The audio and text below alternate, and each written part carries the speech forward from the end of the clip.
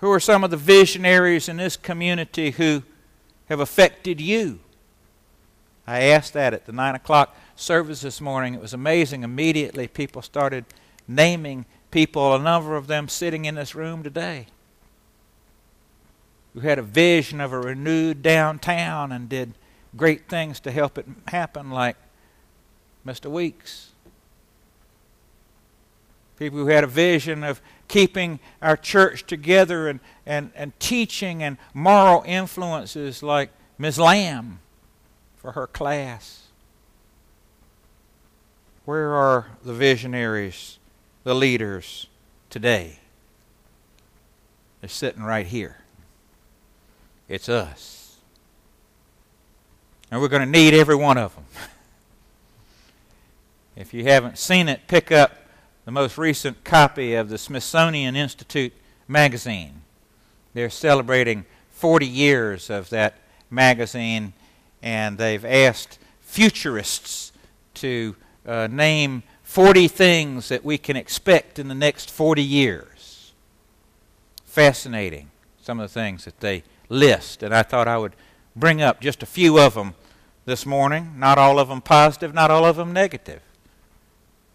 But they are the great challenges that we face as a world and a society.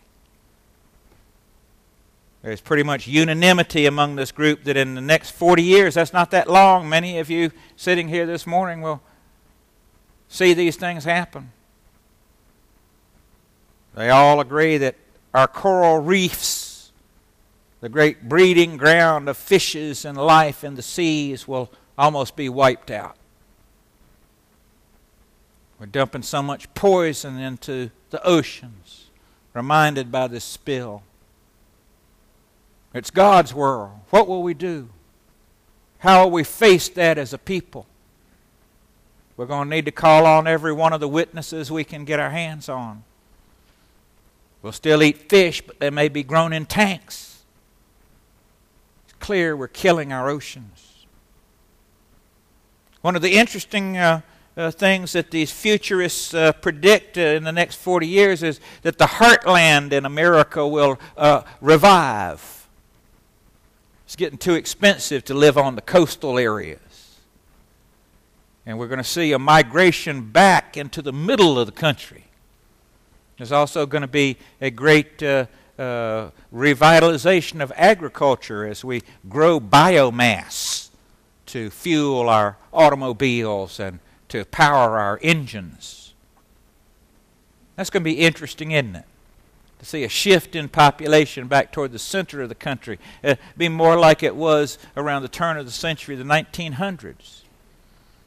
So Milton, I think we ought to stop closing our churches in the middle of the country. Keep them open, because people are going to be coming back. Tell them to read this article in the Smithsonian. They don't pay any attention to what I say. The heartland will rise again. Here's a fascinating demographic prediction that is just blows my mind. By 2050, that's not that far away, 1 out of every 3 children in the United States will be Latino.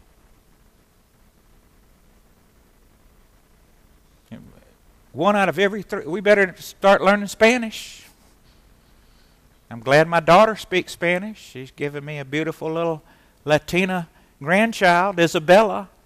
I'm going to need to know her language, even though it's hard for me to study that stuff. We're going to need to be more multicultural.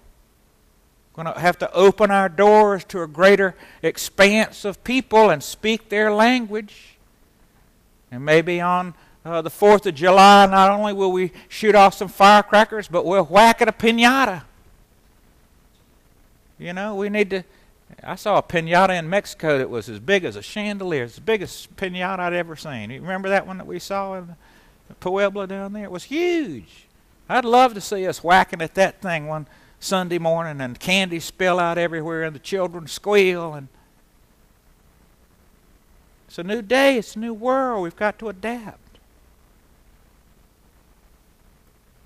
Another prediction, unless we conserve, more people will go hungry.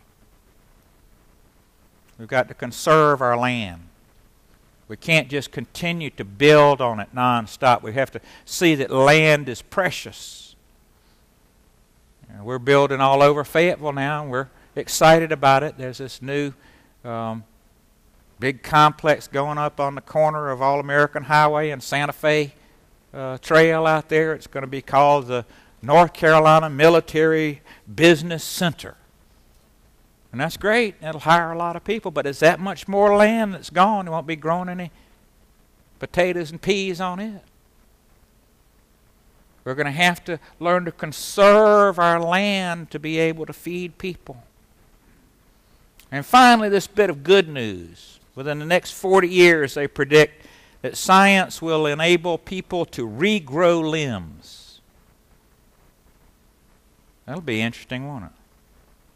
This micro-technology that we have, and gene research, and learning to manipulate skin molecules and different parts of the body. If you sever a finger, they'll be able to so engineer different kinds of treatments that you'll grow a new finger.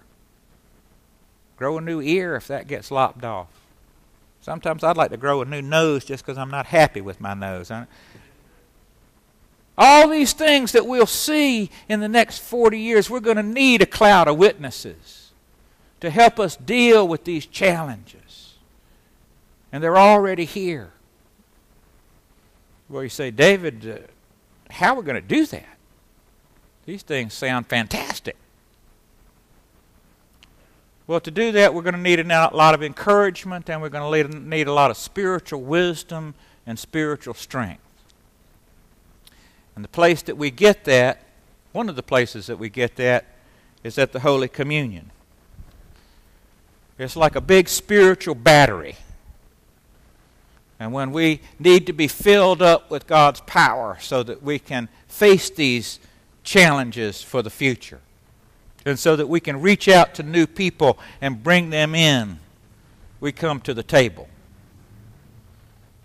Jesus, with his disciples, he started out with a small group, 12 people. And he says, I'm going to do this meal, and I want you to continue it forever until I come again. And as you continue to do this forever, it will give you a new power and a new strength to face all the challenges that will come your way. And you will join that great cloud of witnesses. Amen. Amen. Join me now on page 13.